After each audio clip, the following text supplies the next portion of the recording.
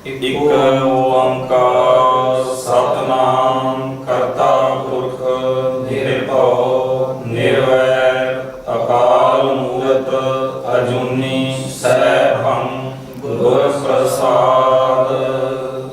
वाहिगुरु जी का खालसा वाहिगुरु जी की फतेह। गुरु प्यार वाले ਸਰੋਤੇ जनों, गुरमत ज्ञान मिशनरी कॉलेज की टीम के प्रचारकों वालों ये जतन आरंभ किया गया है कि गुरबाणी के इतिहास से वहम भरम भुलेखे ते जिहड़ा नशा ते पतितपुणा है ये वख-वख विषयों के उपर संगतां दे नाल जिहड़ी विचार चर्चा की सांझ है वो पाई जाए। इन्हां विचों कुछ जिहड़े विषय ने वो पहलां संगतां दे नाल साझे कीते गए ने। सो श्रोता जना ने गुरु प्यारे वाले ने बहुत सारा सानू हुंगारा दिता है ते इसे ही असीं जतन नूं होर अगे वधाउंदिआं होइआं अज असीं जतन कर रहे हैं कि गुरबाणी का सत्कार। ये साडा विषय है कि गुरबाणी का सत्कार किवें हो सके, बाहरी सत्कार की है जां अज दे समय मौजूदा समय जिहड़ा गुरबाणी दे गुरु ग्रंथ साहिब जी के सत्कार के नाम ते जिहड़े कर्म हो रहे ने कि वो जायज़ ने अते ये भी नाल पड़तालण का जतन करांगे कि जिथे असीं बाहरी सत्कार कर रहे हाँ ते साडा जिहड़ा अंदरूनी सत्कार है गुरु ग्रंथ साहिब जी प्रति शब्द गुरु प्रति वो किस तरह का होना चाहिए। सो असीं ये जिहड़ा अज दा विषय विचारन तो पहला मैं तुहाडे नाल अपने नाल जिहड़े बैठे हुए वीर ने उन्हां दी जान पहचान करा दियां।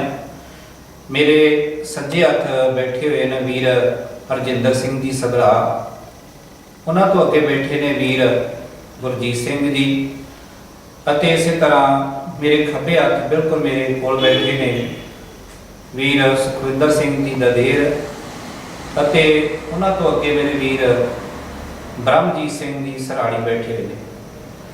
सो अज का जिहड़ा विषय वो असीं इस सवाल के नाल आरंभ करते हाँ कि गुरु ग्रंथ साहिब साडे शब्द गुरु हैं। सतगुरु जी का सत्कार है जिहड़ा वध तो वध एक करना बनता है। एक है बाहरी सत्कार। सब तो पहला असीं ये पड़तालन का जतन करांगे कि जिहड़ा बाहरी तौर पर गुरु ग्रंथ साहिब जी का शब्द गुरु का गुरबाणी का जिहड़ा सत्कार आ वो करन वास्ते किहड़ियां मुंडले रूप दे विच चीज़ां ने जिहड़ियां वो सानू सामने रखनियां चाहिए ने।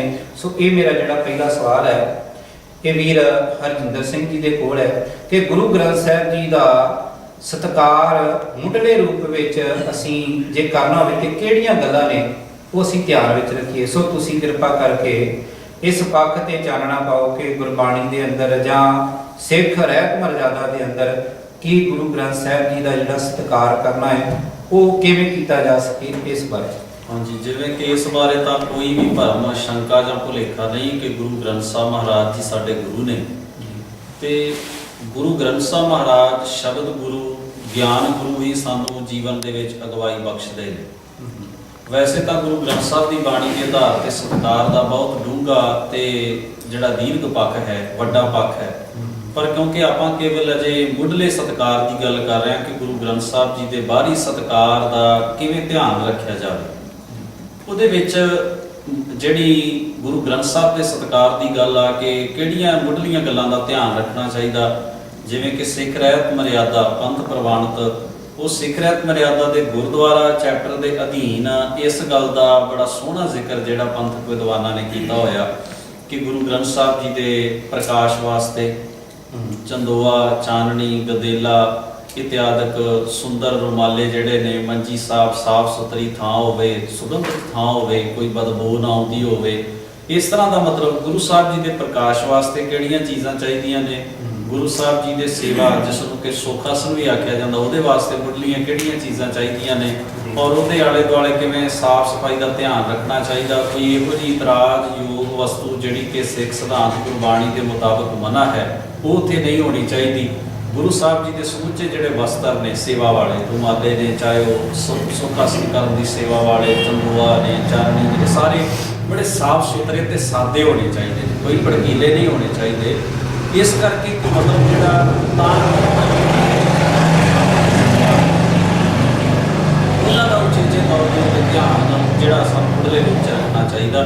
ਸਤਿਕਾਰ ਦਾ ਇਹਨੂੰ ਅੱਗੇ ਵੀ ਪੱਖ ਜਿਹੜਾ ਉਹ ਬਹੁਤ ਵੱਡਾ, ਪਰ ਮੁੱਢਲੀਆਂ ਗੱਲਾਂ ਜਿਹੜੀਆਂ ਸਿੱਖ ਰਹਿਤ ਮਰਿਆਦਾ ਚ ਉਹ ਇਸ ਬਾਰੇ ਉਹਦੇ ਵਿੱਚ ਬੜਾ ਸੋਹਣਾ ਦੱਸਿਆ ਹੋਇਆ। ਇਹ ਤਾਂ ਹੋ ਗਈ ਕਿ ਸਿੱਖ ਰਹਿਤ ਮਰਿਆਦਾ ਦੇ ਅੰਦਰ ਸ਼ਬਦ ਗੁਰੂ ਦੇ ਸਤਿਕਾਰ ਵਾਸਤੇ ਜਿਹੜੀਆਂ ਮੱਦਾਂ ਦਰਜ ਨੇ ਤੇ ਰੋਜ਼ਾਨਾ ਅਸੀਂ ਗੁਰਦੁਆਰਾ ਸਾਹਿਬ ਦੇ ਅੰਦਰ ਇਹ ਨਿਭਾਉਣੀਆਂ ਨੇ।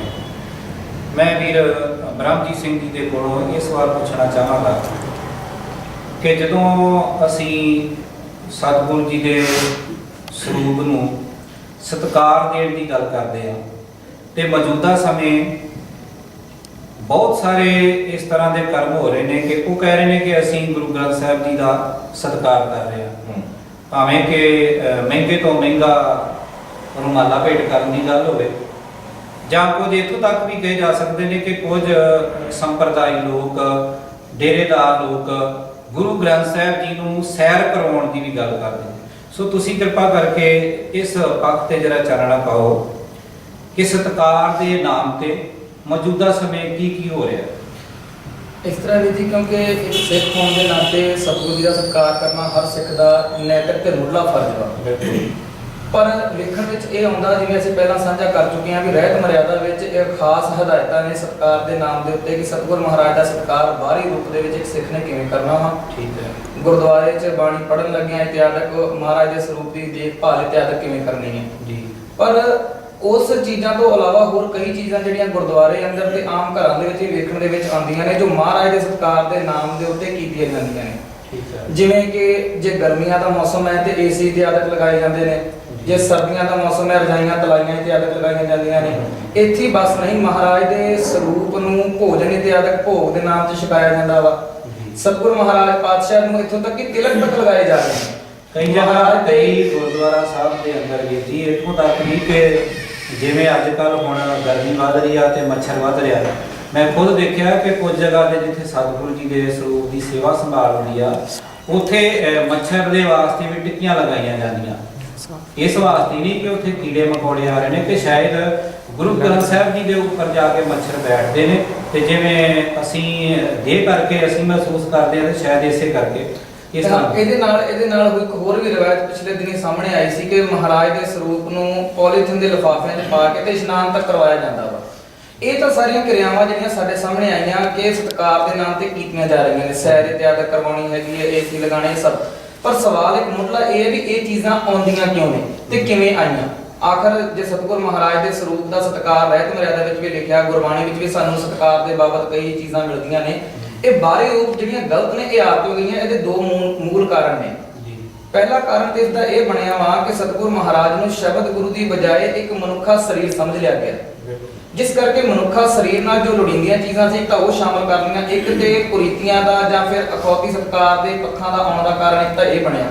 ਜਿਵੇਂ ਹੁਣ ਬੰਦੇ ਨੂੰ ਗਰਮੀ ਲੱਗਦੀ ਹੈ ਤੇ ਸ਼ਾਇਦ ਮਹਾਰਾਜ ਨੂੰ ਵੀ ਗਰਮੀ ਲੱਗਦੀ ਹੋਊਗੀ। ਮਤਲਬ ਮਹਾਰਾਜ ਨੂੰ ਸ਼ਬਦ ਗੁਰੂ ਸਮਝਣ ਦੀ ਬਜਾਏ ਇੱਕ ਮਨੁੱਖਾ ਸਰੀਰ, ਇੱਕ ਮਨੁੱਖਾ ਦੇਹ ਸਮਝੀ ਗਈ। ਭੋਗ ਵੀ ਤਾਂ ਹੀ ਲਵਾਇਆ ਜਾਂਦਾ ਵਾ।